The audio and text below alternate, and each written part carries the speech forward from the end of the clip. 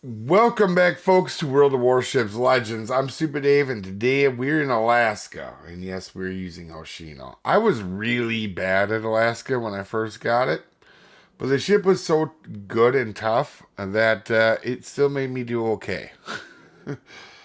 The Alaska B version I know has it much better stats on it. That being said, here we're on Scandinavia. We're gonna pop into here, and we talked about in the Stalingrad video which ship is better. And I don't know, to be honest with you. I was trying this Hoshino build. I don't know if I really care for it. I think it's more interesting on Des Moines than it is um, on Alaska, because you can kind of Hoshino, you lose the accuracy of the main guns, and I'm actually going to push up a little bit too far here.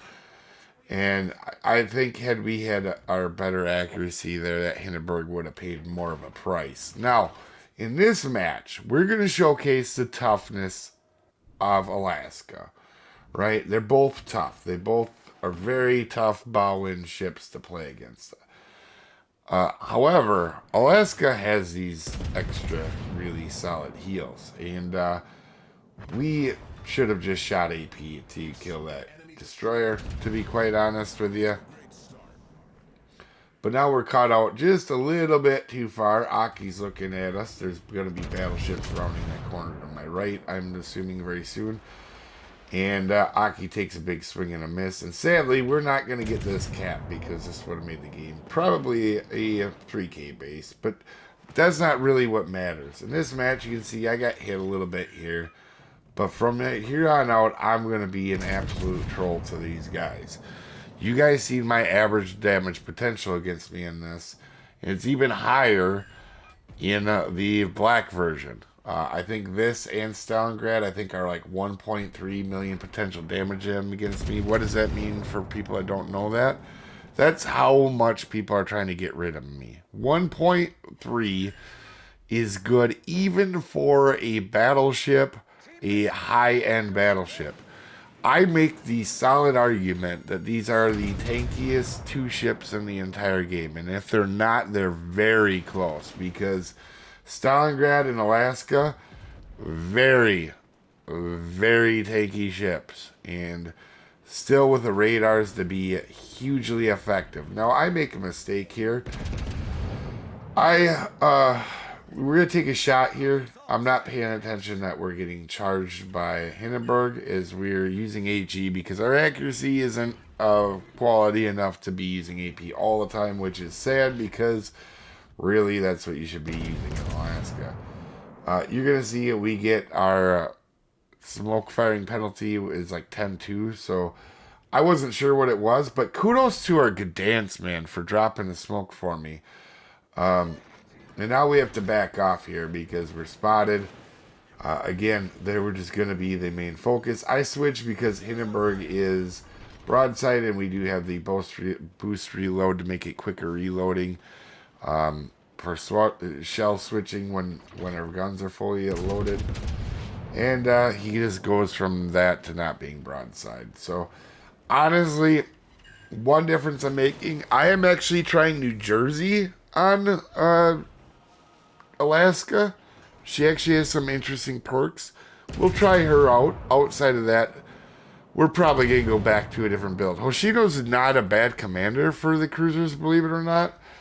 I think with Alaska, you don't generally need 6 heals. Alright? In my opinion, it's got enough hails as it is. We're going to take a little cheeky shot here at Hindenburg over the island to hit him as well. And you can see we've been taking this side pretty well. Meanwhile, our battleships have been hiding behind this island the entire time. Alright? Not going to rip on them. Just gonna let you know that the ship that's gonna be not probably the most intelligent thing you've ever seen. That's gonna be one of the battleships that's gonna stay alive the entire match. If you want to guess where he ends up, it's not number 1 on the leaderboard. I can assure you that. That being said, we're backing up because we're getting fired at from different angles, and this guy backs into me. So I'm thinking, okay, he wants to go behind his island. That's what he was doing, right? He was on an island vacation. No, he's going to continue to try to drive backwards into me. So we're just going to ignore that. And I am radaring Hindenburg right now. He is getting spotted by the Gdansk right now. And Gdansk gets torps on him, but we did radar do him to get him spotted. This Dazen definitely knows exactly what he's doing. We're going to go ahead and push up and try to get these guys out of our cap, right? Close game, tight on points. We're losing caps, but we do have a ship advantage. And we have a destroyer, which is big. And again, our incomp, this guy, I swear.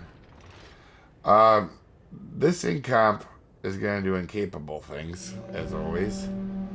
And we're going to try to take a shot to help get rid of Yamato before he takes a bigger hit. We hit the island. Not much we could do there. We were trying to... I took that shot too early. I was trying to save the life of the incapable here, but he just suicides in. He had a lot of health, and he just lost it very quickly. It happens. We all make mistakes. I'm not ripping on him.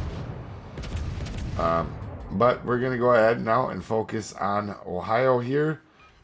He is angled enough where I'm not going to be able to Citadel him or nothing like that. So we're going to keep HE loaded to break secondaries in case... I can't remember what the commander was. I do know the commander was a commander, though, that we could set multiple fires with. So I'm guessing he had Hoshino, probably. I can't remember what it was, but it was something that I knew that I could just set as many fires on him as I wanted. And our Gdansk, another baller move here. Really good teammate. He's going to drop a smoke. This time, I'm actually going to check my smoke firing penalty, though. And if I was in another cruiser, I could have used this much better. But kudos to this Gdansk, man, for doing his job, spotting. He helped get rid of the destroyer. He helped get rid of the cruiser. He just a solid player. Now, Ohio goes broadside. Not a terrible salvo, but I wish we had a little bit more accuracy there. Probably could have done something with it. You're going to see here we have a 10-2 smoke firing penalty, so I know I got to start turning in on this next shot. And that's what we're going to do. Also, you're going to see it is Ohio's going to take a shot here and swing and miss. But you can see we still have 2 heals left. We got nothing left to heal anymore. So you can see if even in this match where I took a crap load of damage, not ideal. Or I mean, like having that many heals, not really that helpful. This would have been the only case I probably would have used 5, maybe.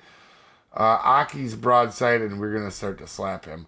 Again, we're aiming up on the side plating because I can't trust the accuracy of Hoshino to actually go waterline. We might be able to Citadel Aki at this range. It'd be real iffy. Maybe not, but if we got ourselves closer, we could. But we're going to use up the smoke. There's no reason to get detected and lose all our health by an Aki because we're spotted, right? And we're just starting to chunk this Aki, like taking big chunks out of him. Now Aki starts to turn out. I do not, again, not the guns that were wildly inaccurate in this match, but to hit 3 shells on a battleship, and obviously a few of them hit where I didn't want them to because 2 of them bounced. Not too bad. Gdansk, like, kudos to this Gdansk, man. I like calling out good players. Down in the comments down below, let me know which one you like better as a super cruiser, Stalingrad or Alaska. Did this change your mind at all or not? But we took on a bunch of battleships on this side. We held our own. They could not kill us, getting our dreadnought, and we definitely helped our team win. Anyway, you have a wonderful day. I will see you folks next time.